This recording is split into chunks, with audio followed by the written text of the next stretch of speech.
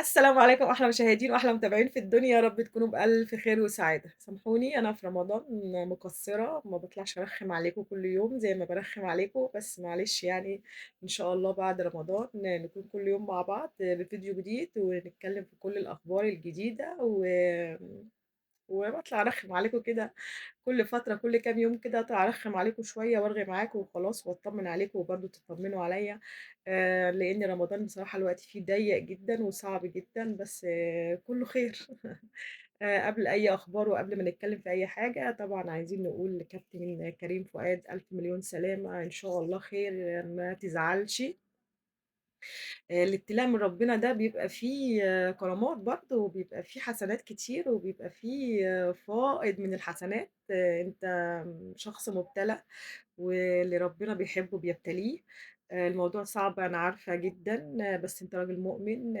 طبعًا بأصعب إصابة بتمُر على أي لاعب هي الرباط الصليبي دي، ودي مش أول مرّة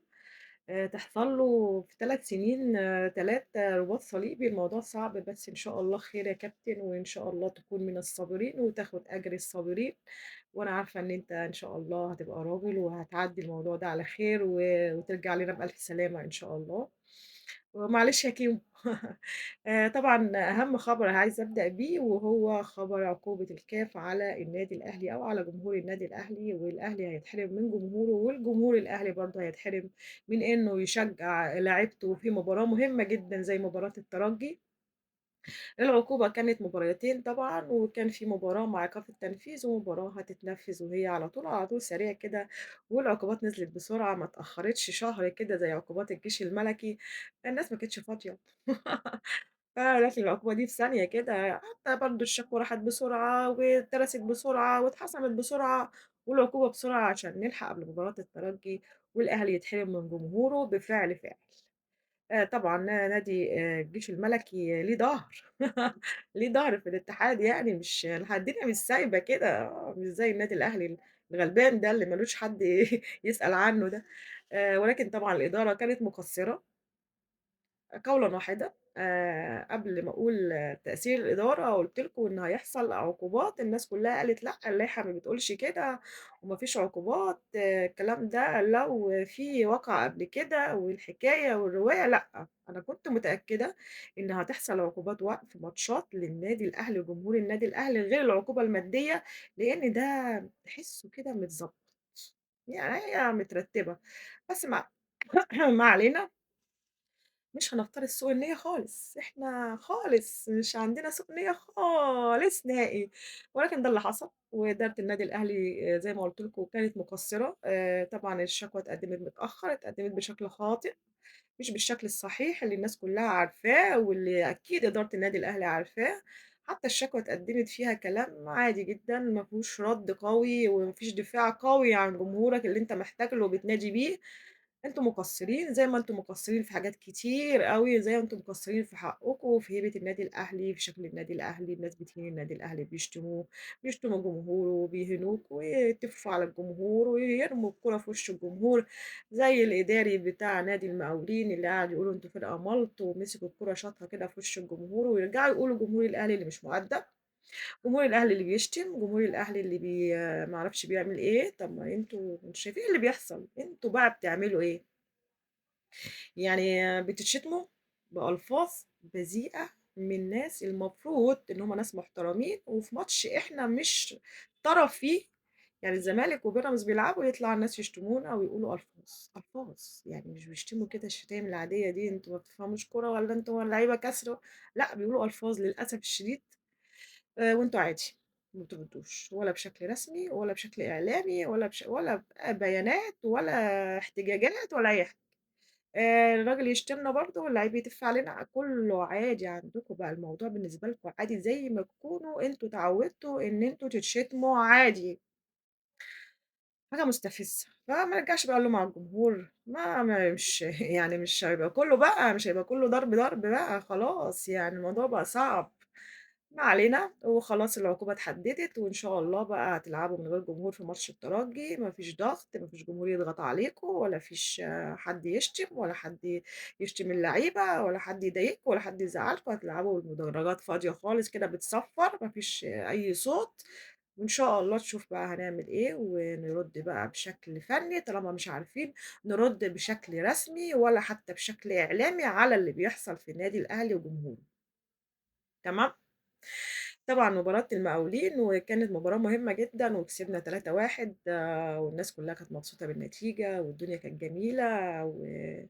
وأول مرّة بقى لنا فترة كبيرة بنكسب بهدف واحد أو حتى بنتعادل، لأ المرّة دي الموضوع كان حلو وكسبنا 3 أجوان، ولكن برضه إحنا زي ما إحنا، أدائنا هو، العك هو، الأخطاء هي. ولكن أول ما شُفت التشكيلة بصراحة اتبسطت جدًا وقُلت ده معقول مستر تراب هو اللي حاطط التشكيل ده! تشكيل مثالي. بأمانة ما توقعتش، اتصدمت في التشكيل وقُلت لأ، ده الراجل ده حاصل له حاجة، ده الناس روّقوه كده والدنيا بقت حلوة وبعدين شكّيت، قُلت لأ، لا، لا، أكيد مش هو اللي حاطط التشكيل. كابتن بيبو راح للولاد وللعيبة في التمرين وقعد واتكلّم معاهم وحفّزهم وكذا، ممكن يكون هو اللي ادّى له التشكيل وقال له العب بالمجموعة دي النهارده وخلّي الدنيا كده تبقى حلوة، والله العظيم ما توقعتش إن الراجل حاطط التشكيلة دي، ولكن بقى لمّا شُفت الدنيا في الملعب ماشية إزاي لأ، قُلت لأ شُفته حسّيته، هو اللي حاطط التشكيلة وهو اللي حاطط ده هنا وده هنا وده هنا، والعَك اللي كان حاصل واللخبطة اللي كانت حاصلة، لأ هو مستر تروب ما اتغيّرش فيه حاجة، على الرغم إننا كسبنا لكن إحنا الشوط التاني نادي المقاولين كان ضاغطنا، نادي المقاولين لمّا فتح خطوطه وبدأ يلعب لأ، راح بكذا كورة علينا واتضغطنا وكنا ممكن كمان